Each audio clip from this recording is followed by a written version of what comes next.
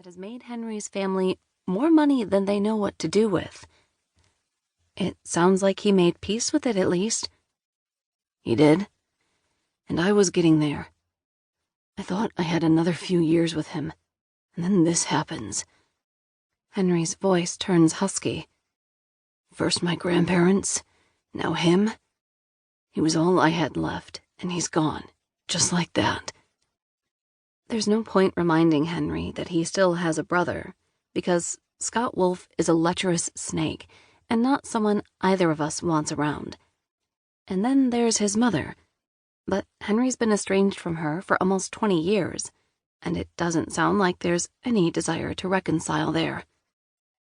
I swallow the lump in my throat. You have me.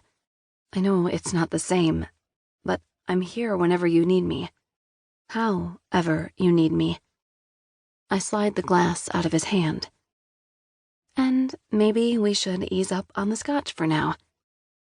Henry gives me one of those hard, unreadable stares for 1, 2, 3 seconds, and my stomach instinctively tightens, afraid of what dark thoughts might be churning inside that head of his.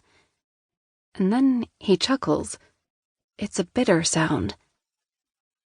You're right. I should save some for you. You'll be needing it more than I will. That's not the first time he's made comments about how the next few days will be an ordeal for me, which makes me more than a little nervous. I've already met, and now hate, his brother, who played a role in breaking us up with his lies and manipulation. But that was back when I was Henry's assistant, and we had to hide our relationship from everyone, including Henry's father. I no longer work for Wolf Hotels, and William Wolf is dead.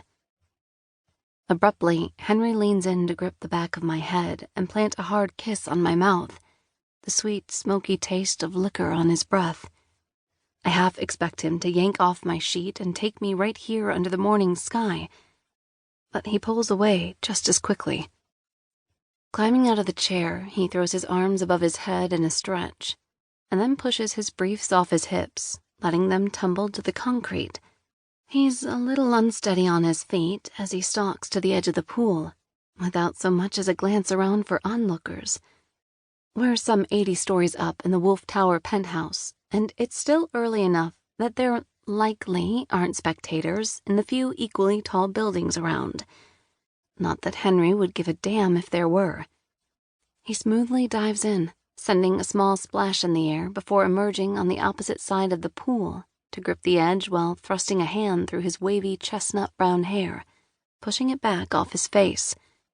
I consider dropping my sheet and climbing in after him, but then he begins swimming laps, his sculpted body moving swiftly and powerfully through the water.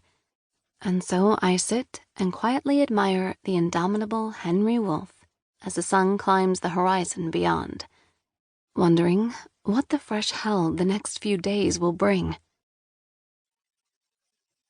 I try not to fuss with the hemline of my dress as we step through the main doors of the funeral home. It's a modest black shift dress that I picked up at Saks yesterday, thinking it would be appropriate for the visitation.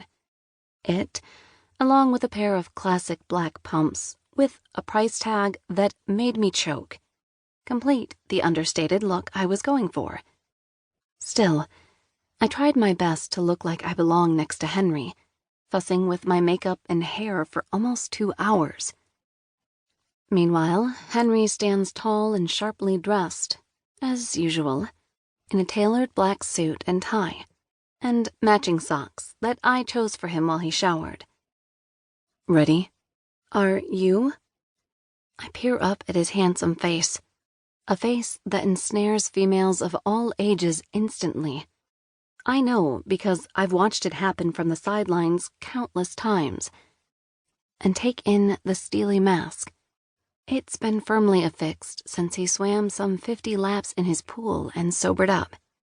That was the only time I've seen him let go of control.